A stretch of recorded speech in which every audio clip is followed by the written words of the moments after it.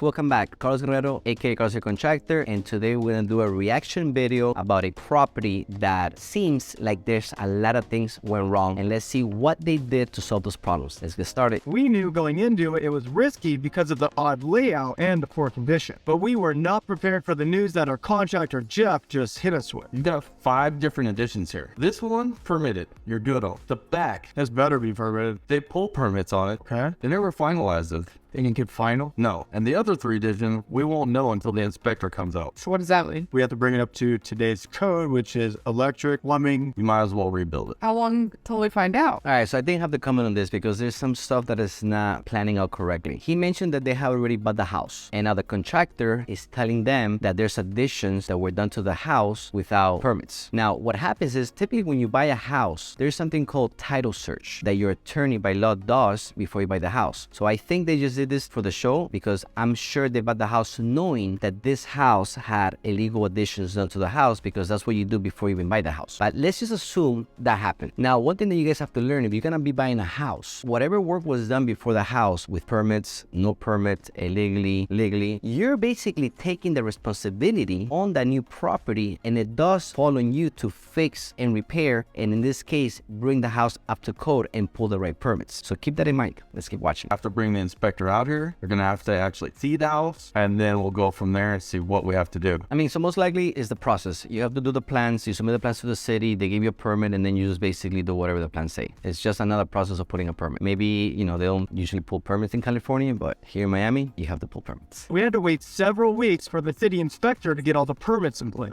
And surprisingly, we dodged a bullet. The city will allow us to keep all of the additions as long as we bring the framing, the electrical, and the plumbing up to code. All right, so last time we were here, you said about 70,000. But do you also remember what I said the worst case scenario was? 110 to 120? You're getting pretty close to that. And that number doesn't include any structural changes that you guys want to do. Do you guys want to do any changes in this place? In a perfect world, I'd love to get rid of all this whole wall. But I'd like to take down this wall between the kitchen and dining room to create a more open floor plan. If we do that, Jeff, we still need light, so do you think we could pop a window in right here? Yeah, we could pop a window in there. Yeah, it's very dark in here, so I feel like a window is definitely key. So what do you think we're looking at to get rid of this wall and that wall? Now, one thing that he just mentioned, oh, can we do this? Can we do that? Now, the answer is always, and I repeat, it's always going to be yes, you could do it. The right question is, what's it going to take and how much it's going to cost to do what you want to do? Because when you're removing a wall that has structure, yes, you remove the wall, but now you have to reinforce the beam on top to hold the roof. If you're removing a wall that doesn't have any structure supporting it, yeah, you demo the wall and you're done. So the question is, again, what's it going to take to do something? Because it becomes a domino effect. And in this scenario, when it's a remodel home, you never know what's behind the walls. So what you really need to do, you need to open everything up. You don't want to assume. You want to open everything up, take the drywall out so you can see behind the walls and really evaluate how much it's going to cost to do X, Y, and Z. Let's keep watching. Non-bearing, so less than 1,000 there. This wall needs to be the exterior wall. Major bearing wall, about 4,000. So we can open up the entire house for about $5,000.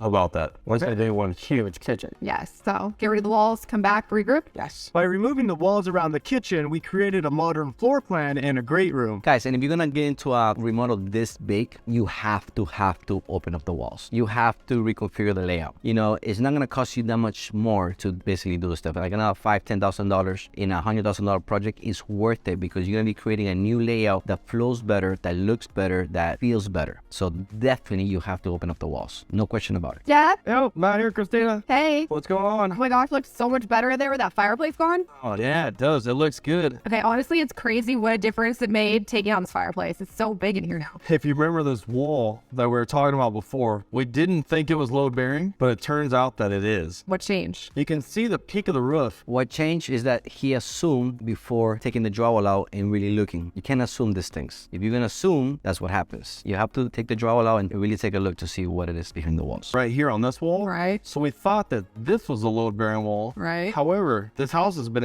added on to so many times. Now, this is the peak of the original house. So you're telling me everything's down except for we potentially could have to leave this? If you want to make it a full wall, we can leave it as a post. Oh, jeez. Or we can do it as a beam. Now, if we do it as a beam, this is going to be another $3,000. I mean, obviously, I do not want this to stay, but Yeah. I'm gonna have to call Targ. It's not going to be happy. At this point, you have to replace the beam, get rid of the column. You're not gonna have a column in the middle of that. It just makes no sense. You have to pay the extra money to reinforce the beam and do it right. So I have the Anaheim Anaheim house with Jeff. In the kitchen, you know how we thought that main wall was not load bearing? Yeah, well, it turns out a portion of it is. So we can either leave it and have an awkward looking post in the middle of the nice kitchen, or we can spend $3,000 and take it out. I mean, I'm not there. It's hard to say. How do you think that post will look? Honestly, terrible. I mean, it just like ruins the entire kitchen because it's going to take it from looking big and grand to just like awkward. I really think we need to get rid of it. I'll follow your lead on this one. It's expensive though. Let's take it down. All right, we'll get started. So, Now, you guys may think, why is it $3,000? Why so much money? So if you see the screen, it's not just taking those little woods out. It's basically taking the wood out, but now you have to replace the whole beam, which is heavy material, expensive labor. You see it in the picture. There's a big wood there that they're putting. That's the new beam to basically be able to sustain the whole trusses without the column. the inside of the house is finally coming together, but we still need to deal with this hideous backyard before we put it on the market. All right, guys, let's figure out what we're going to do back here. Okay, well, the inside looks amazing. I think we should paint this the same color as the house, but what the heck are we going to do with it? I'm actually going to say we should spend money. I think that these garage doors are so bad. So how much do you think it's going to cost to put some roll-ups in? $600 a piece. Okay, that's not terrible, but what else can we do back here? Problem is we have no yard. Well, there's a little bit of yard on the side. Where? It's pretty much jungle. I don't call this yard. It's not usable. Let's go take a look. But take a look. The yard goes pretty deep. What is this thing? You've got an old kilt. Whoa. Yeah, I mean, at this point, what they need to do is they just need to clean everything up in the back, remove all the stuff, remove all those trees, clean it up, put some nice grass, and it'll feel a lot bigger. That space feels so small in the back because it's just cramped. It has trees, has overgrown stuff. Just get rid of it and you'll be good. I say let's just clean it up as much as we can, go 50-50 mulching grass, and just call it a day. Half mulch, half sod. We'll do a patch of sod coming here and then mulch all through here. All right, deal. Well, the house looks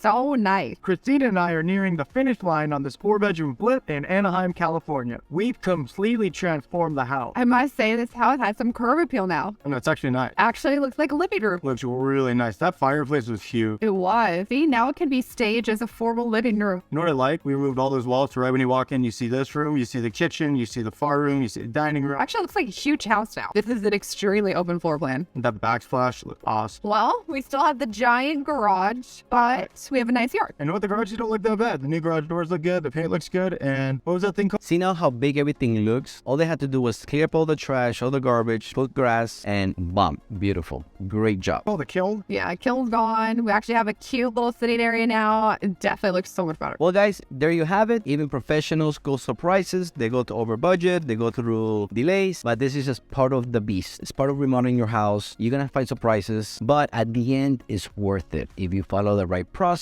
if you follow the right design, if you do things right, you're going to be happy with your results. If you need any help from a trusted company, visit us at homeremodelmiami.com. Thanks for watching.